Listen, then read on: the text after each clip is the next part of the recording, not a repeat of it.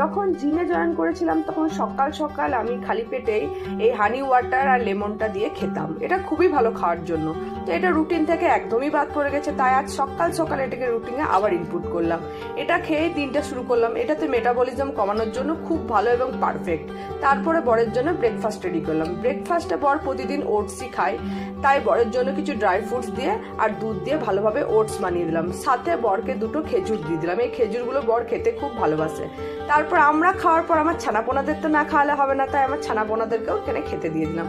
দেওয়ার সঙ্গে সঙ্গে দেখো আমার ছানাপোনারা চলে এসছে। তারপর আজ বর বললো ডিম সেদ্ধ খাবে, তাই বরের জন্য কিছু ডিম নিয়ে চলে এলাম।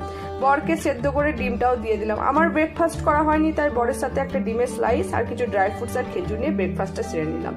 বিছানার চাদরটা অনেকদিন চেঞ্জ করা হয়নি, তাই বিছানার চাদরটাও চেঞ্জ করে নিলাম। তারপর বরকে সকাল সকাল এখানে খেতে দিয়ে দিলাম, যেহেতু বর বাড়িতেই ছিল। বরের সাথে আমিও খেয়ে নিলাম।